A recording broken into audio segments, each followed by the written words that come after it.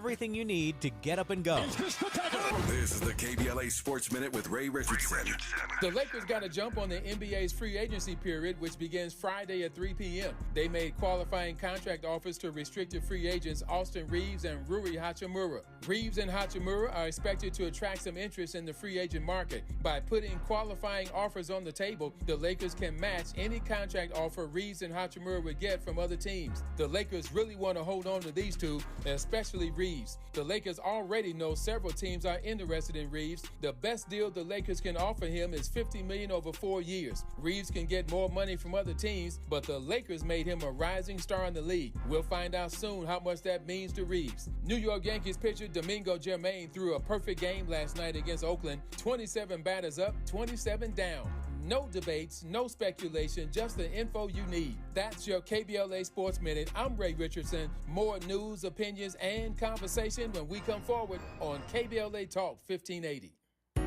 KBLA Talk 1580 is dedicated to empowering our communities by providing progressive talk radio for our audience. We strive to be an intersectional voice for the voiceless. As a Black-owned and operated station, we are committed to highlighting diverse perspectives and creating safe spaces for meaningful dialogue. We believe that everyone has something unique to bring to these political, economic, social, and cultural conversations, and we don't shy away from the hard conversations about current events.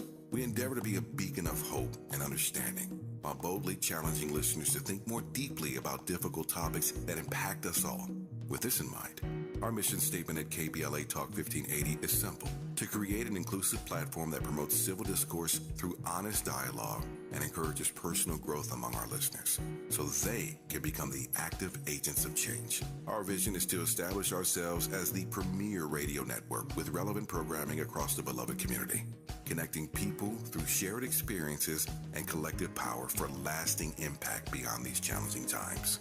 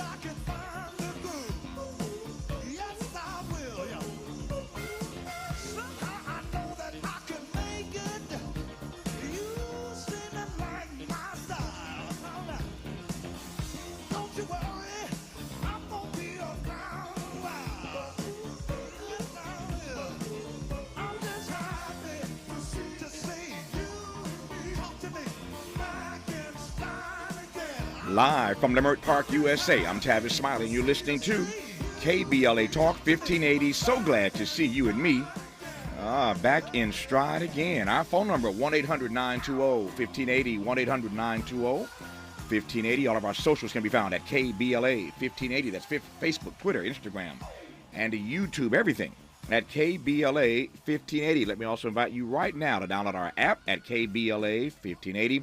Listen to us live anywhere in the world. Today, Miles, today was the last day of Dominique in South Africa? Was it tomorrow? Tomorrow, one more day. Tomorrow is Dominique DePrima's last day in South Africa. You've been listening to First Things First for 2 weeks now. She's been broadcasting live from South Africa. Tomorrow, the last day of her broadcast from the motherland. And every day they've been listening to this station. I'm told all the folk in South Africa have been turned on now to KBLA Talk 1580. I can see it in our numbers, in the data. The data doesn't lie. And so just like they listen in South Africa on the KBLA app, you can listen anywhere in this country live in real time by downloading our app at KBLA 1580 right now. Should you miss us any day in real time, check out the podcast of our program by going to the app, the website, Anchor, Spotify, Apple.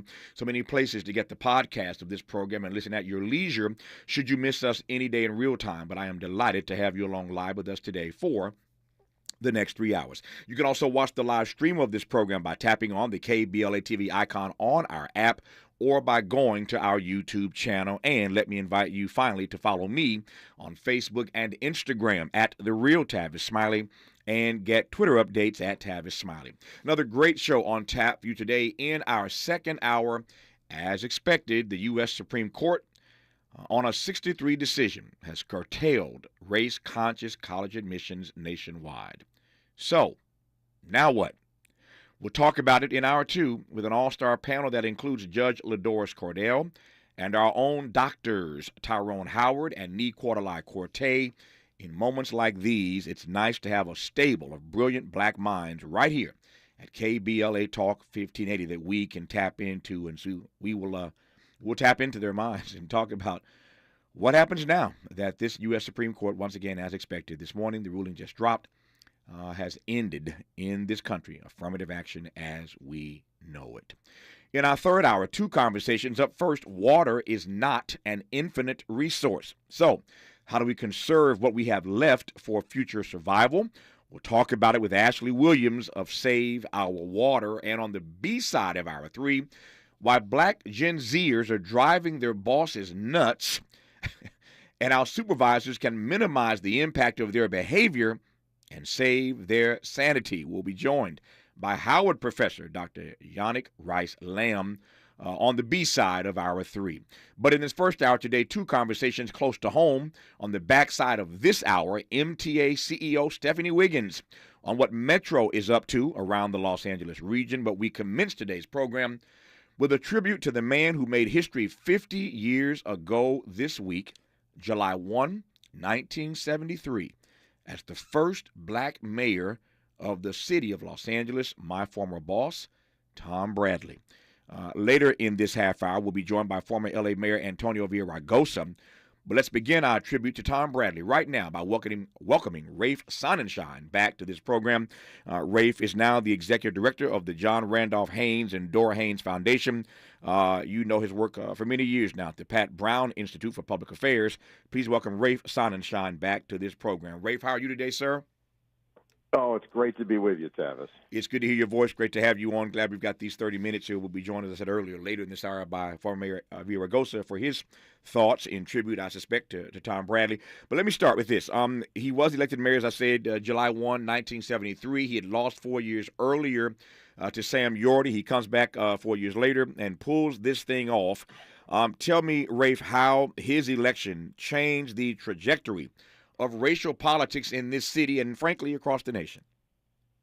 It was an epic victory because people had given up on the notion of interracial coalitions as a way to bring about justice and fairness, especially because of the bitter experience in the East Coast where it was so difficult to build any kind of cross-racial coalitions. Then you had a city like L.A.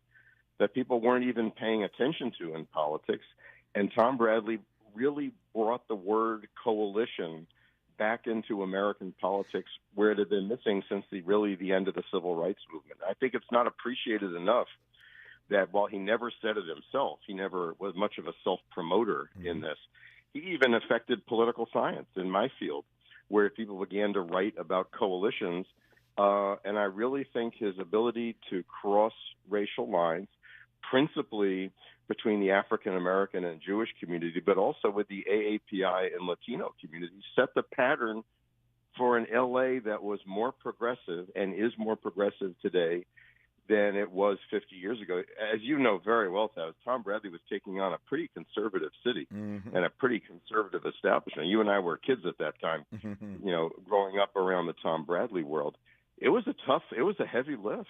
Yeah. Very heavy lift. What does your research tell us about what happened between 69 and 73 that allowed him to go from losing to winning? Now, if he'd pulled this off in 69, that's a big deal. Let me frame this for the audience, and you know this stuff better than I do because you teach it all the time and research it.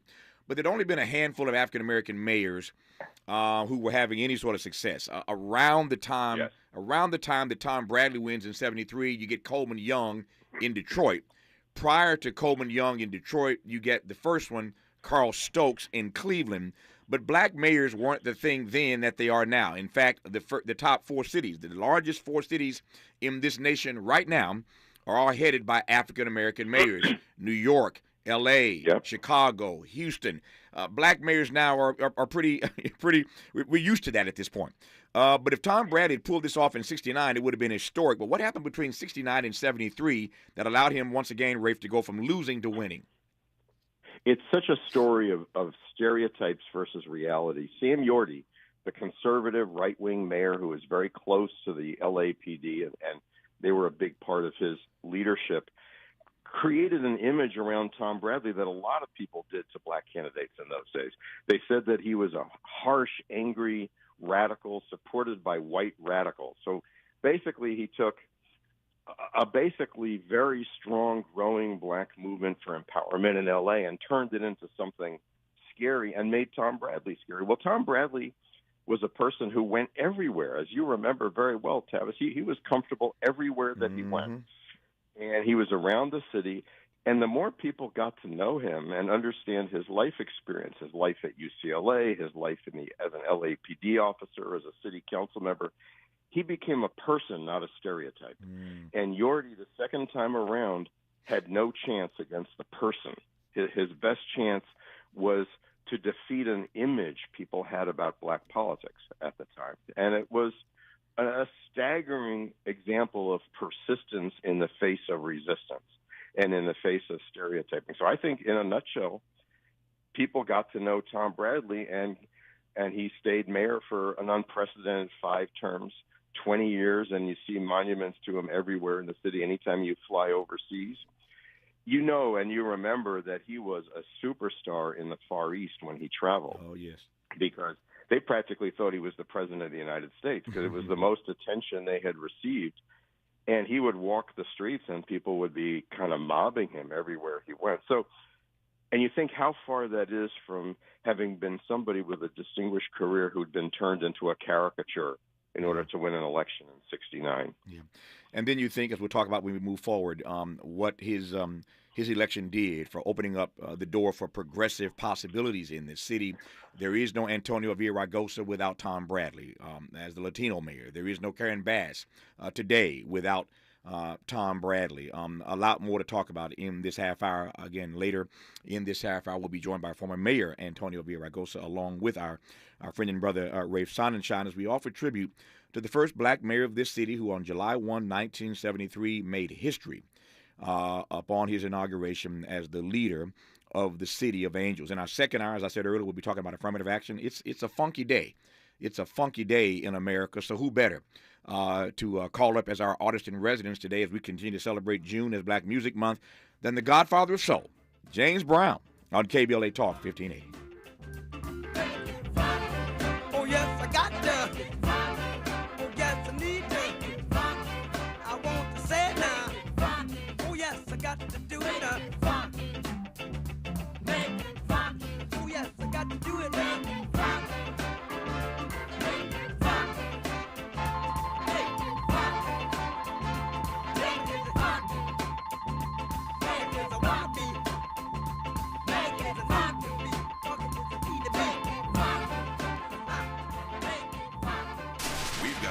Talk about. Good thing we've got 3 hours. More of Tavis Smiley when we come forward.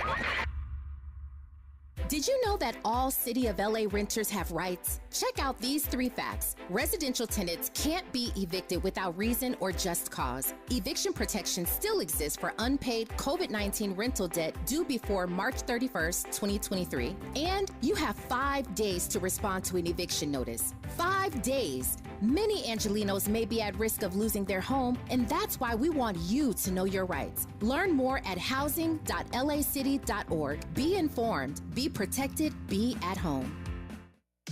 Believe it or not, I haven't paid full price for summer must-haves in as long as I can remember. With the epic deals at Kohl's right now, you won't need to either. I saved on so many great finds, like cute tees for just $7.99 and outdoor furniture for 50% off. And the cherry on top was earning Kohl's cash on all of it. So take it from me. You need to get to Kohl's ASAP. Select styles. Offer ends July 4th. Some exclusions apply. See store or Kohl's.com for details. We've got a lot to talk about. Hi, I'm Zoe Williams, a.k.a. the voice of reason, encouraging you to join me weekdays from 7 to 9 p.m. for the world's most intriguing relationship radio roundtable. Every night, I facilitate and encourage our loyal listeners to participate in the most engaging relationship discussions you'll hear anywhere. So make it a point to rendezvous with me, Zoe Williams, the voice of reason, Monday through Friday, 7 to 9 p.m. Pacific Standard Time. Trust me, your relationships will never be the same. The VOR is on fire tonight. Unapologetically progressive. KBLA Talk 1580. We've got your black. Whether you own a local business or a global one, you know that these days, generating growth is a challenge. By teaming with Bank of America, you'll not just stay ahead of the curve, you'll move it. With access to experts, award-winning insights, and business solutions so powerful, you'll make every move matter, locally and globally. Visit bankofamerica.com/banking for business to learn more. What would you like the power to do? Copyright 2023 Bank of America, N.A. The Heart of a Black Man, inspiring stories of triumph and resilience. Co-authored by 30 black men. Message of hope and empowerment. RSVP today at MalikBooks.com. Saturday, June 10th at 5 p.m. Westfield Culver City Mall. Come out and meet and greet 4 black men sharing their personal stories. Also, meet newly published co-author Malik Muhammad. Founder of Malik Books and book activist will be discussing and signing his chapter, From Devastation to Elevation. Saturday, June 10th at 5 p.m. RSVP today at MalikBooks.com. Westfield Culver City Mall. Come meet and greet co-authors Dr. Rael Sims, Cornell Ward, and Kendry Berry. Meet and greet book signing event, The Heart of a Black Man at MalikBooks.com. Interrogating your assumptions and expanding your inventory of ideas. Let's get back to Tavis Smiley on KBLA Talk 1580. Okay. Down. Nasty. Hey, listen to the man. Rap Godfather. Payback. Cold-blooded. People, we gotta get over before we go under. Down, Lord. People, we gotta get over before we go under. June is Black Music Month, and we've been celebrating every day this month the music of African Americans, iconic African Americans on the soundtrack of our lives. And just a couple of days left in this month, but every day we have chosen a particular artist and shared the best of their stuff all 3 hours of our program today.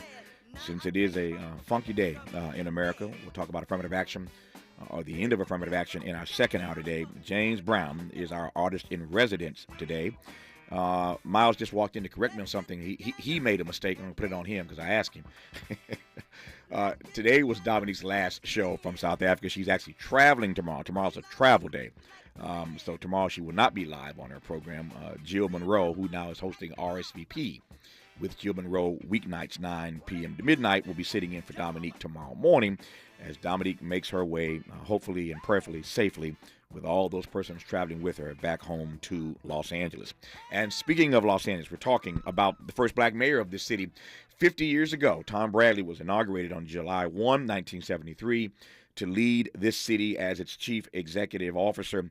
Rafe Sonenshein is our guest. Rafe, one of the things that's always amazed me, and I know this well as you do because I was in the mayor's office there, that, to your point, Tom Bradley historically was the mayor of this city for 20 consecutive years. That will never happen again because now the rules have changed. You can only serve 2 terms, but he served 5 terms, 4 years, 20 years, almost became governor. We'll get to that in a second here.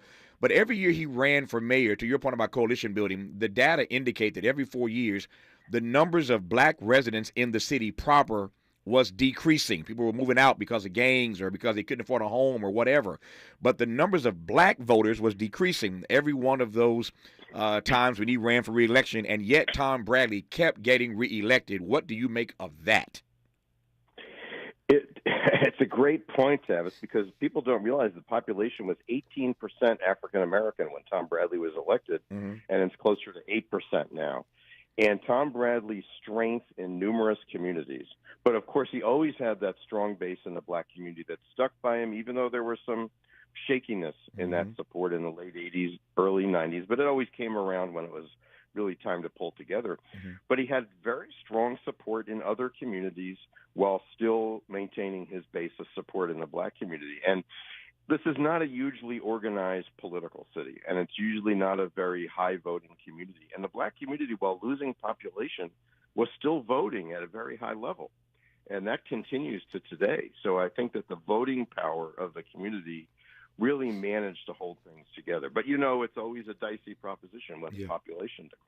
Nope, no question about it. Let me add to this conversation now, bring in the former mayor of this city as promised, Antonio Villaraigosa. I said earlier in this conversation that there is no Antonio Villaraigosa, there is no Karen Bass, if there is no Tom Bradley, the first black mayor of this city 50 years ago this week. But you ain't got to hear it from me. Antonio will tell you that himself. Mayor Villaraigosa, welcome back to KBLA Talk 1580, sir. Boy, you hit it right on the head. I was about to tell you, I say that all the time, and I know that. I understand that.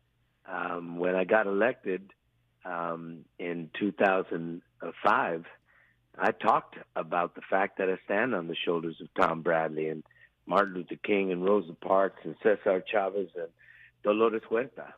There was a civil rights movement that in many ways was ignited, and not just by King and all of the folks primarily in the South, but across the country.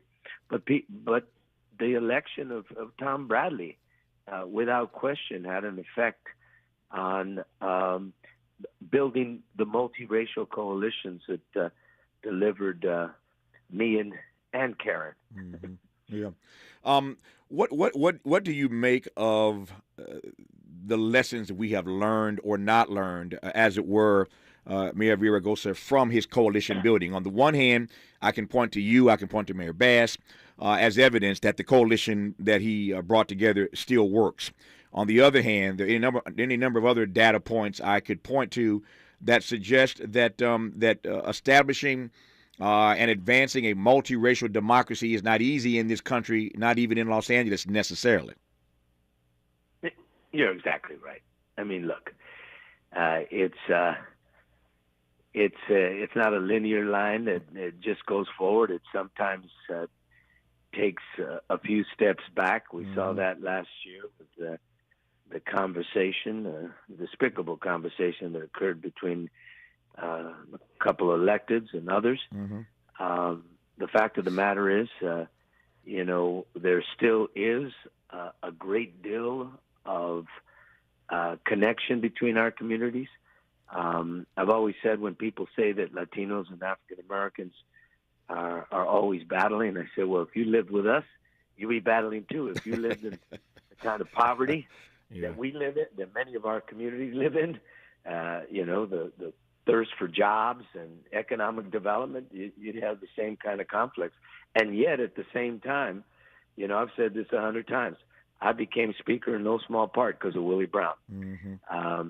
Herb Wesson will tell you the guy that was most responsible for helping him become speaker was Antonio Villaraigosa. Fabian Nunez will tell you that Herb Wesson helped him become speaker. Karen Bass will tell you that Fabian Nunez was the guy that helped her become speaker, and John Pettis will tell you that Karen Bass helped him become speaker. This coalition is still strong and alive, but like you say, it has its ups and downs. But mostly strong. And it started with Ed Roybal on a local level and Tom Bradley citywide. Rafe Sonenshein, look at my time here. Got about 6 minutes left, and I want to get more out of you and the mayor here. Let me come back to you, Rafe, because I remember like it was yesterday. At this particular moment, I was back in Indiana, where I was raised and grew up, and I went to bed believing, based on the national networks, that Tom Bradley was going to be elected the governor of the state of California. I went to bed with a smile on my face, with tears in my eyes, because this man that I had known was about to become the governor of California. I wake up the next morning to learn that overnight the data suggested that Tom Bradley had lost the election to become governor of this state by less than 1 vote per precinct. I was gobsmacked. I was crestfallen. It just ruined my week. What do you recall about how Tom Bradley almost became the governor of this state after making history, becoming the first black mayor of L.A.? They almost became the governor of the state when he after being mayor of L.A. Well, this was really the high point of his career. There was talk of him going on the Democratic ticket with Walter Mondale. There were buttons being put together for Tom Bradley to really go all the way as a result of this. It was assumed he would win. I was on my way downtown to the victory party from my house, and when I got there, it was funereal when people saw what had happened. But some of it was that people, once again, were not familiar with him. It was what happened in 1969, so you could make a lot of things stick. As I recall, there was a lot of police opposition to Bradley in mailings that were going around about L.A. being crime-ridden and it being Tom Bradley's fault. There was a gun control measure on the ballot that got a huge turnout in rural areas, and they voted against Bradley. And some of it probably was people who may not have said everything they really believed when pollsters were talking to them. Right. So the polls were probably but it so much reminded me of 69. The difference is, it was a devastating defeat, but he got back to doing the job that he, in many ways, really loved, which was to be mayor of Los Angeles, wandering the halls with the city budget, buttonholing council members and telling them they had missed something. But it was tragic because he should have been governor. He was ready to be governor. Mayor Villaraigosa, if the high point was that moment where he almost becomes governor of California, the low point had to be the L.A. riots. You sat in that office, so you know what it means to run this city through difficult and tumultuous times. How do we look at Tom Bradley through the lens of the L.A. riots?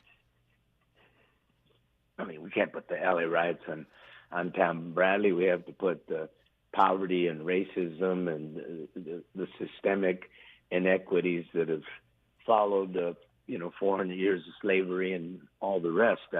I don't believe that Tom Bradley is to blame. Obviously, he was the leader, and you have to take some responsibility. But at the end of the day, I think the issue of I think the poverty, the sense of hopelessness that occurred back then. I was around. My first vote, by the way, that I remember was for Tom Bradley, and I worked on that campaign in '73. But I don't think you can put that on him. He took responsibility, as we always have to. But at the end of the day, it had a lot more to do with poverty and oppression and police abuse and all the stuff that mixed with that and turned into a Molotov cocktail. Yeah. Finally, here, Mayor Villaraigosa, what do you think Tom Bradley's legacy is 50 years later? But beyond Antonio Villaraigosa and Karen Bass? Well, a city that now revels in its diversity. With everything that happened last year, let's be honest, the city came together. The city said, no, we will not tolerate that kind of conversation in this town.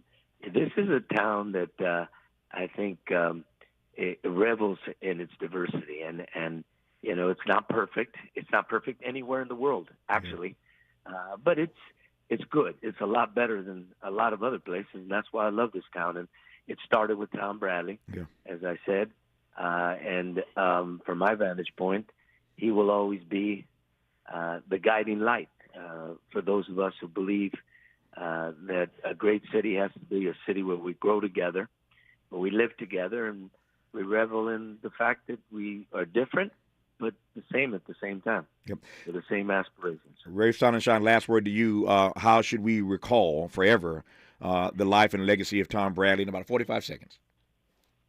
That nothing is impossible if you stick to it and are determined to carry it out. And also that great achievements that face massive resistance can be overcome, but they're not going to be easily overcome, and they're not going to always be overcome. And it's not to be a Pollyanna, but really shining a light in that a great city can only be a successfully diverse city. It can't just be great because of its buildings. It's because of the diversity of its people. Our thanks to Rafe Sonenshein, Executive Director of the John Randolph Haynes and Dora Haynes Foundation. Rafe, good to have you on. Thanks for your insights, sir. My pleasure. And we are forever grateful and indebted to the former mayor of this city, Antonio Villaraigosa. Mayor, good to have you back on. All the best to you, my friend. Thank you, Tavis. Good to see you both. Bye-bye. Or talk to you both. Thank you, sir. More of Tavis Smiley when we come forward after news, traffic, and sports on KBLA Talk 1580. Be sure to like and follow Tavis Smiley at The Real Tavis Smiley and get Twitter updates at Tavis Smiley. The conversation continues when we come forward. Thank you for sharing a part of your Thursday with us here on the Black Information Network. I'm Mike Moore. Here's the latest. Colleges and universities can no longer use race as a factor in their college admissions. The Supreme Court ruled today, striking down the decades-long practice of affirmative action and upending schools' admissions tactics, which they warn could make future student bodies significantly less diverse. The Southeast will be feeling the heat today. Forecasters say the heat dome that's been creating near record highs in the South Central Plains will be bringing above average temperatures to Louisiana, Mississippi, Alabama, Arkansas, and Missouri. Feels like temperatures in the triple digits are forecast throughout the region, with the hottest temperatures expected from Memphis to New Orleans. And that's the latest. I'm Mike Moore from your 24/7 news source, the Black Information Network and BINnews.com. Crews still working on the Siglet in Pyramid Lake on the 5 South, on a couple miles past Vista del Lago Road. They got the 2 right lanes shut down right now while they offload the trailers from those 2 big rigs. That's a slow drive approaching Vista del Lago. Also got the Siglet in Studio City, 101 southbound, right at the 134 and the 170 split. Only the right-hand lane is open because of this fatal crash investigation. The 101 a crawl from Van Nuys Boulevard, also causing heavy delays on the 170 southbound from Van Nuys onto the 101. When your ride fires on all cylinders, so do you. That's why Napa is on a mission to keep you in motion. With nearly 6,000 Napa Auto Parts stores and over 17,000 Napa Auto Care centers, the Napa Network has everything you need to get up and go. This is the KBLA Sports Minute with Ray Richardson. The Lakers got a jump on the NBA's free agency period, which begins Friday at 3 p.m. They made qualifying contract offers to restricted free agents Austin Reeves and Rui Hachimura. Reeves and Hachimura are expected to attract some interest in the free agent market. By putting qualifying offers on the table, the Lakers can match any contract offer Reeves and Hachimura would get from other teams. The Lakers really want to hold on to these two, especially Reeves. The Lakers already know several teams are interested in Reeves. The best deal the Lakers can offer him is $50 million over 4 years. Reeves can get more money from other teams, but the Lakers made him a rising star in the league. We'll find out soon how much that means to Reeves. New York Yankees pitcher Domingo Germain threw a perfect game last night against Oakland. 27 batters up, 27 down. No debates, no speculation, just the info you need. That's your KBLA Sports Minute. I'm Ray Richardson. More news, opinions, and conversation when we come forward on KBLA Talk 1580.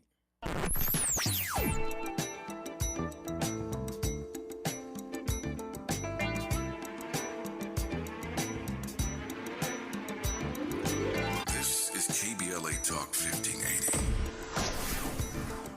Talk radio. That's music to your ears.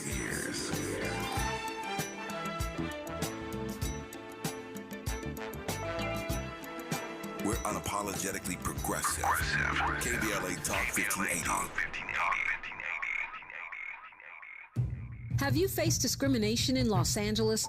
The City of LA Civil Rights Department can help. They investigate private sector discrimination in LA City in commerce, education, employment, and housing. If you're facing discrimination, submit a complaint online for free at laisforeveryone.com. That's laisforeveryone.com or call 213-978-1845. JP Morgan Chase is building on the investments in California and around the country to help close the racial wealth gap and build a more equitable future. As part of JP Morgan Chase commitment, they are taking action to help improve financial wealth and access to banking in the Black community, helping more people open low-cost checking and savings accounts, hosting community seminars with supporting Black-led institutions by building awareness about financial investments, hiring community managers, and opening community center branches like Crenshaw, Inglewood, and downtown LA. Visit today, jpmorganchase.com/racial equity. Again, jpmorganchase.com/racial equity. Get the tools to help reach your financial goals. Visit today, jpmorganchase.com/racial equity. Again, jpmorganchase.com/racial equity. This is KBLA Talk 1580, where hate meets a scholarly match. Hey, I feel good. I knew that I wouldn't. I feel good. I knew that I wouldn't. So good, so good. I got you. Wow, I feel nice. A sugar and spice. I feel nice. A sugar and spice. So nice, so nice. I got you. I'm Tavis, Smiley. That's the Godfather of Soul, James Brown. June is just about done with, but not quite. June, as you know, is Black Music Month, and every day this month we've been featuring the music of a particular iconic African-American artist. And today is a funky day in America. As I said earlier, we're going to spend the next hour talking about affirmative action, the gutting of affirmative action in college admissions in our next hour. And so who better to call up today to be our artist in residence than James Brown. In this half hour, I'm pleased to welcome back to this program the sister CEO, as I call her, the CEO of the Los Angeles County Metropolitan Transportation Authority, better known as MTA or Metro. We'll talk about what's happening with Metro here in the Los Angeles region. When I last saw Stephanie Wiggins face-to-face, we were opening up the K-line here right on Crenshaw in South Los Angeles, and we just spent a half hour in tribute to the late, great mayor of this city, Tom Bradley, who 50 years ago this week, I should say, in fact, July 1, 1973, was sworn in as the first African-American mayor of this city. And Stephanie Wiggins has made her own history as a black woman running this massive organization called Metro. Sister CEO, Stephanie Wiggins, good to have you back on the program. How are you today? I'm feeling good, Tavis. Nice to be with you. It's nice to have you back on the program. As I said, when I last saw you, we were cutting the ribbon and opening up and celebrating the K-line, coming right down Crenshaw by this station. The stop literally is just a block away from our front door. Are you happy with that? How's the K-line working out before I move to other issues? Definitely excited by it. And let me also lift up your acknowledgement of the incredible leadership and the force that was Mayor Tom Bradley. I heard Mayor Villaraigosa say that he was a guiding light for the city, and he was also a guiding light for Metro and the rail renaissance that we are in the middle of now. And the K-line is just one example of the vision that he had. 50 years ago when he became mayor, he had the vision for what light rail could mean for our communities, what better quality bus service could mean for our communities, and we're so excited that we are now being able to realize his vision. When he started, there were no light rail stations. Yeah. Today, we have 103. Mm-hmm. There were no rail lines. Our bus service has grown, so I'm very delighted to really be a reflection of the vision that he articulated and the political will and championing that he did for service. And as a result, we are very delighted. Last time I saw you at the K-line opening, it has been very successful from our vantage point. Now, while the K-line isn't fully opened, we'll fully open it next year when the Airport Metro Connector Station opens, which connects us to the People Mover at the airport, which I know was also Mayor Bradley's vision. We're delighted with what we're seeing. First of all, from a public safety perspective, we've deployed new strategies. We have ambassadors. We're working with community-based organizations like Second Call to really reimagine public safety on that route. And, of course, the incredible artwork that reflects the input from the community is something that we're incredibly proud of, and it's really a precursor to what the community has in store next year when Destination Crenshaw opens up. Yeah. To your point about Tom Bradley's vision 50 years ago, it's clear that one has to have a long view when it comes to transportation issues in any city or sector. I want to come back to that long view in just a second, put a pin in that. But before I get to that, let me ask this question, and it may sound like a softball for you. It really isn't. I think people don't really focus enough on this. In any city, transportation is a critical issue. to how that city functions and how that city moves. I think of the city of Chicago, for example. If you know Chicago, the L only goes so far into the city, right? So far down, and you know what I'm talking about. And for years, they've complained about why the L stops where it stops in Chicago, and there are all kinds of conversations around that regarding economics, regarding race, but it stops at a particular point. And those of you from Chicago know exactly what I'm talking about. My point is that transportation is such a central issue to the way a city moves or doesn't move, as it were. I say that to ask how you would grade the city of Los Angeles addressing the issues of transportation that we have in this region. Well, we're very fortunate. We're not where Chicago is and our East Coast sisters and brothers are in terms of the early investment they had in the 1900s of their rail infrastructure. But the residents of LA County have decided to tax themselves 4 times over the last few decades to really invest in a significant high-quality rail and bus infrastructure network. And so we are in the process of delivering on that. We are in the process of working with the city to allow dedicated bus lanes so that the bus service also speeds up as well. We're not where we want to be.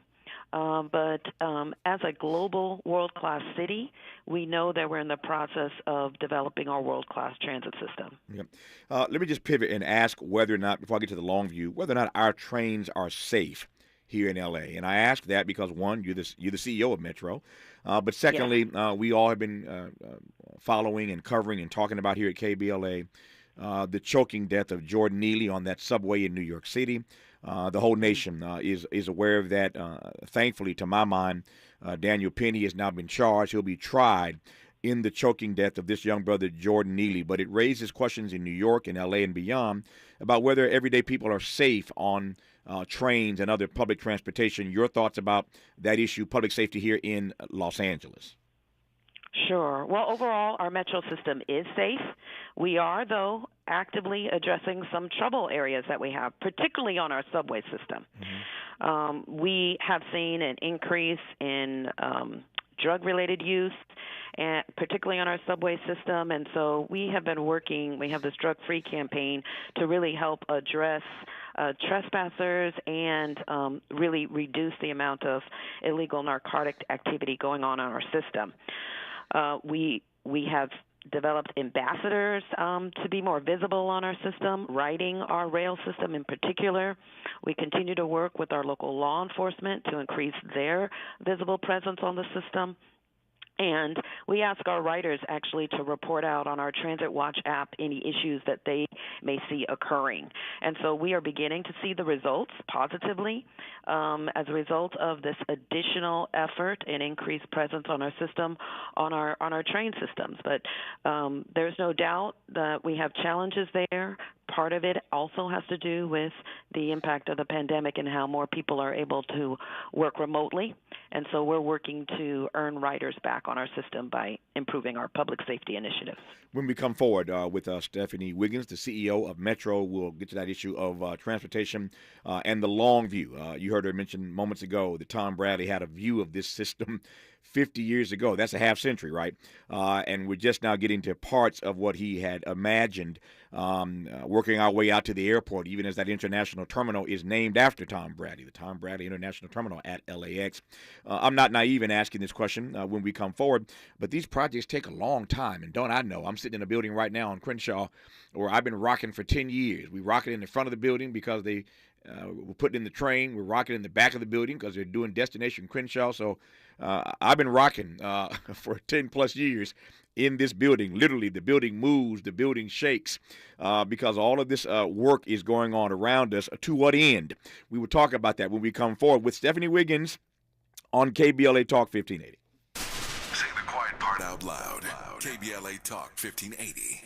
To my hometown, my community. Some of you have known me my whole life. Do you notice anything different about the kids in the neighborhood? Ever paid attention? We might start with gifts, money, attention. These are signs. Child trafficking is happening right here in this town. So don't just watch through the window.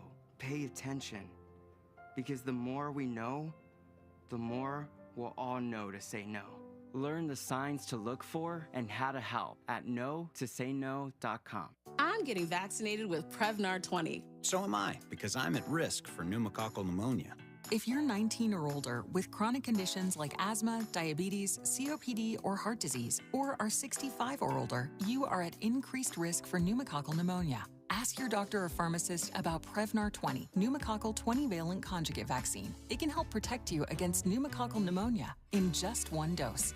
Even if you've already been vaccinated with other pneumonia vaccines, Prevnar 20 may help provide added protection. Prevnar 20 is approved for adults to help prevent infections from 20 strains of the bacteria that cause pneumococcal pneumonia. Continued approval may depend on a supportive study. Don't get Prevnar 20 if you've had a severe allergic reaction to the vaccine or its ingredients. Adults with weakened immune systems may have a lower response to the vaccine. Side effects include pain and swelling at the injection site, fatigue, headache, muscle, and joint pain. For full prescribing information, please call 1-855-213-2138 or visit Prevnar20.com.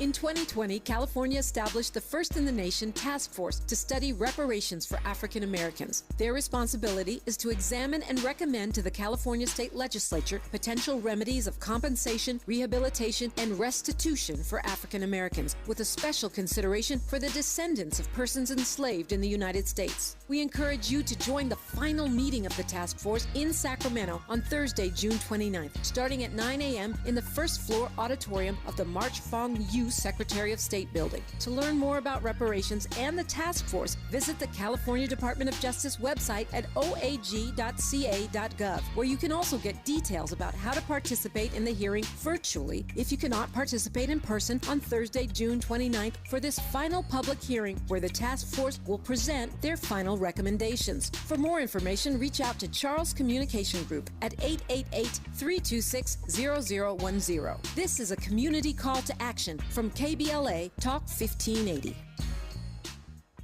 Whether you own a local business or a global one, you're always looking for ways to position your operation to create opportunities and move on them faster. With Bank of America, you get access to experts, award-winning insights, and business solutions so powerful, you'll make every move matter, locally and globally. Visit bankofamerica.com/banking for business to learn more. What would you like the power to do? Copyright 2023 Bank of America, N.A. Let's unpack a little bit more with Tavis Smiley. The conversation continues right now. Stephanie Wiggins, as I said a moment ago, I've been shaking, rattle, and roll, as they say, for a decade around here with all the construction. I ain't mad about it because when I saw the K-line open up, it made me smile and it made it all worthwhile. But these transportation issues do take a long time, so you got to have a long view from Tom Bradley until now. I guess the question is, to what end? Where are we headed with what you are doing at Metro? Well, let me just share that I think Mayor Bradley understood that rail is a force multiplier. So while these construction projects take a long time, during construction, it's generating jobs, creating opportunities for the neighborhood, it's generating economic development, it's creating opportunities for small businesses, medium-sized and large. And when these rail projects are open, they're connecting communities.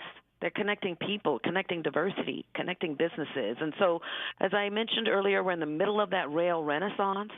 We just opened the regional connector 2 weeks ago. Next year, Airport Metro connector. The year after that, Purple Line extension. We're eventually in time for the Olympics, which, again, the Mayor Bradley started in 84 or hosted in 84. You'll be able to get from UCLA to downtown LA in 30 minutes. Amazing. So what we are trying to do is we're really trying to create a network of rail and high-quality bus service so that you really will want to make Metro your first choice to get around town. You know, we've got soul-crushing traffic in Los Angeles, so it takes a while to construct, and it's going to take real good quality, seamless, safe, reliable, and clean transit infrastructure in order for you to think about Metro first before getting into that car. And that's the vision that we have, and that's the roadmap that we're on. For those who are around here in 84, they'll recall the Olympics as, I think, one of the greatest games ever, number one. But more to the point, given that we're talking to the CEO of Metro, Tom Bradley and Peter Uberoth did a really good job of scaring folk to death, and nobody got in their cars for a couple of weeks. I mean, the traffic. I mean, I said this to somebody not long ago, Stephanie Wiggins, that the only time that I can compare, and for those who've been in L.A. longer than me, you tell me if I'm right or wrong about this. After the pandemic, during the pandemic, we were told to stay home, and when we started to venture out, the freeways were just empty. L.A. was like a ghost town when we started to inch back out after the pandemic. The only time that I can think of comparable to that was during the '84 Olympics, when nobody got in their cars because they scared us about how horrible the traffic, soul-crushing to use your phrase, how bad it was going to be.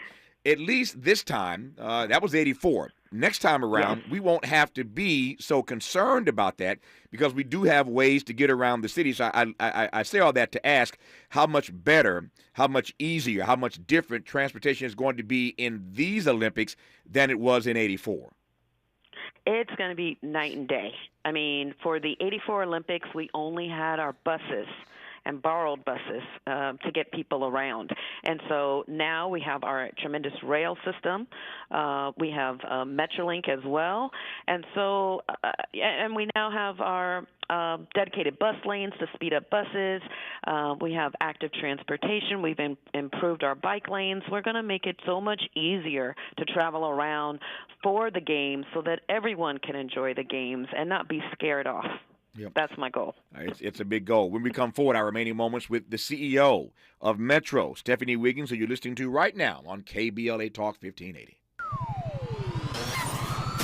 KBLA Talk 1580 is an intervention. When we come forward, includes you. KBLA Talk 1580, turning pain into power.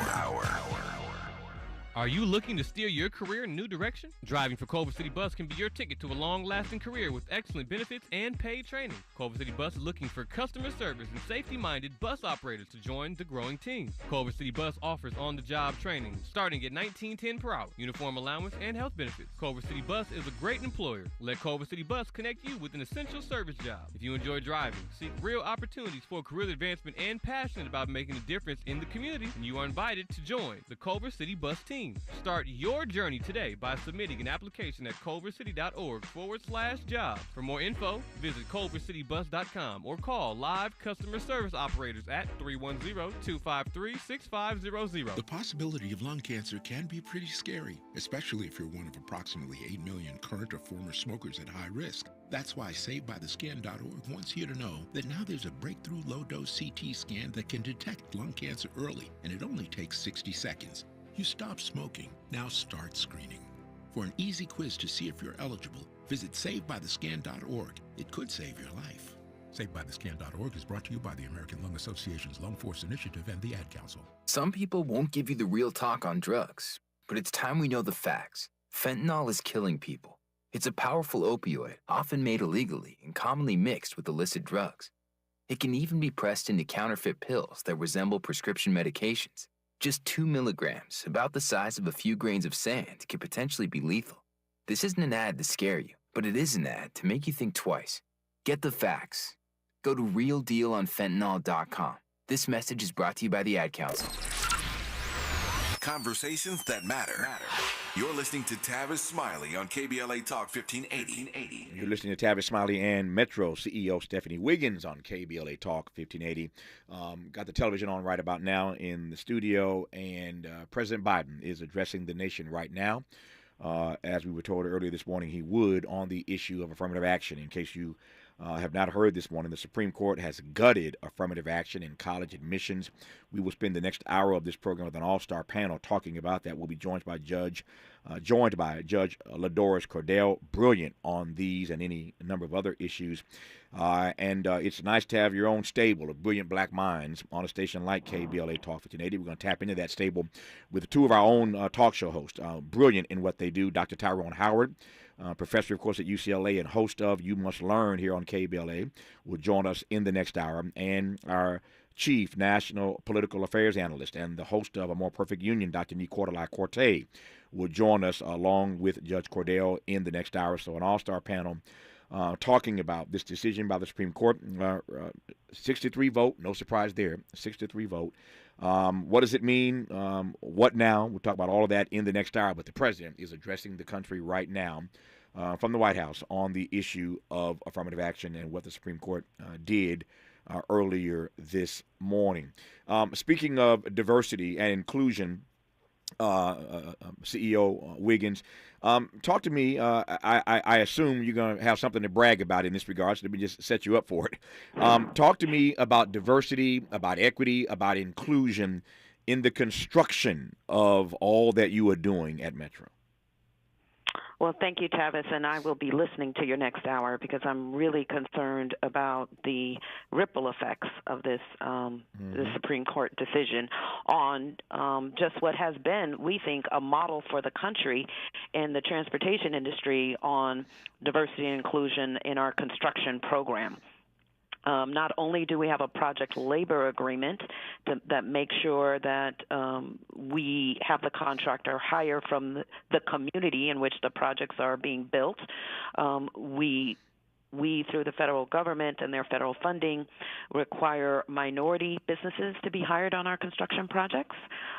We do a racial disparity study every few years that helps inform which racial categories that we want to make sure get uplifted and get access to the opportunities and the economic dollars that are generated by these, we define mega as billion-dollar-plus construction projects. And we've been very successful. In fact, just last week, we shared with our board that our DBE participation, the federal government titles it Disadvantaged Business Enterprise. These are small minority businesses.